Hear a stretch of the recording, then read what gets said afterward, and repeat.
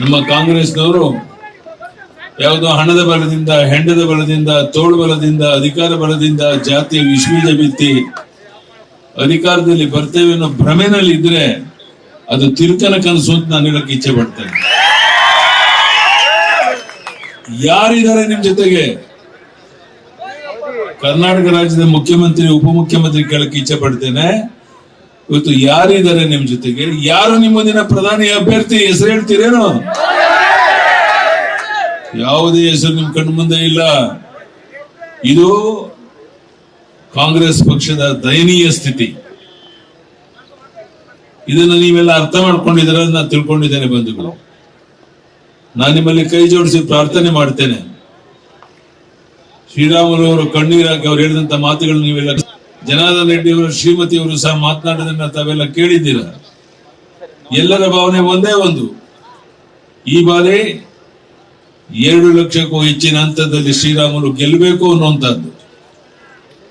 ಕಿಸಾನ್ ಸನ್ಮಾನ್ ಯೋಜನೆ ಕೇಂದ್ರ ಸರ್ಕಾರ 6,000 ಕೊಟ್ರೆ ನಾನು 4,000 ಕೊಡ್ತಾ ಇದ್ದೆ. ಅದ್ ನಿಲ್ಲಿಸ್ಬಿಟ್ರು. ಇದೆಲ್ಲ ನಿಮ್ಗೆ ಗೊತ್ತಿರುವಂತ ಸಂಗತಿ. ಭಾಗ್ಯಲಕ್ಷ್ಮಿ ಯೋಜನೆ ಕೋಟ್ಯಾಂತರ ಜನರಿಗೆ, ಹೆಣ್ಣು ಮಕ್ಕಳಿಗೆ ಅನುಕೂಲ ಆಗ್ತಾ ಇತ್ತು, ಅದನ್ನು ನಿಲ್ಲಿಸ್ಬಿಟ್ರು. ಹಾಲು ಉತ್ಪಾದನೆ ಮಾಡೋ ನಮ್ಮ ತಾಯಂದಿರಿಗೆ ಪ್ರೋತ್ಸಾಹನ ಕೊಡ್ತಾ ಇದ್ದೆ, ಅದನ್ನು ಸಹ ನಿಲ್ಲಿಸ್ಬಿಟ್ರು.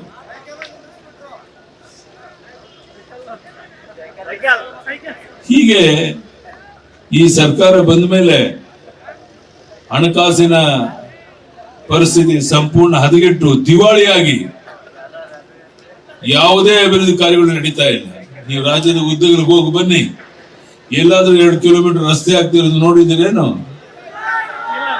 ಎಲ್ಲಾದ್ರೂ ನಡೀತಾ ಇದ್ರೆ ಅದು ರಾಷ್ಟ್ರೀಯ ಹೆದ್ದಾರಿಗಳು, ಅದು ಕೇಂದ್ರ ಸರ್ಕಾರದ ಯೋಜನೆಯಿಂದ.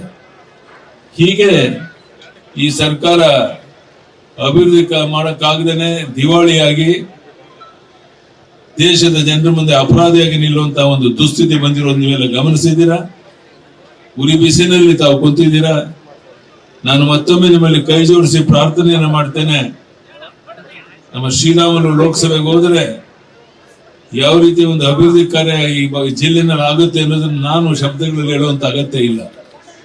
ದಯಮಾಡಿ ಶ್ರೀರಾಮುಲು ಅವರನ್ನ ಯಡಿಯೂರಪ್ಪನವರೇ 2 ಲಕ್ಷಕ್ಕೂ ಹೆಚ್ಚಿನ ಅಂತರದಲ್ಲಿ ಗೆಲ್ಲಿಸ್ಕೊಡ್ತೇವೆ ಅನ್ನೋರೆಲ್ಲ ಕೈ ಎತ್ತಿ ನೋಡೋಣ ಒಂದ್ಸಾರಿ.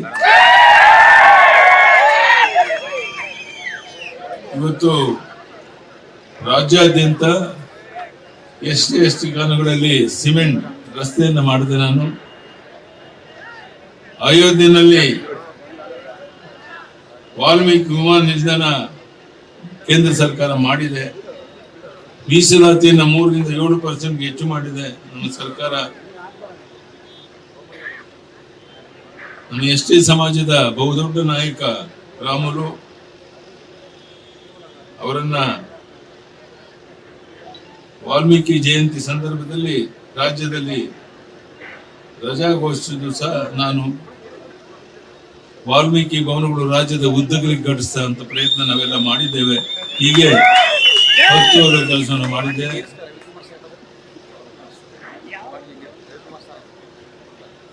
ಕಲಾ ವಿಭಾಗದಲ್ಲಿ ರಾಜ್ಯಕ್ಕೆ ಪ್ರಥಮ ರ್ಯಾಂಕ್ ಪಡೆದಿರುವಂತಹ ಚೌಡಾಪುರದ ಗ್ರಾಮದ ಶ್ರೀ ಕವಿತಾ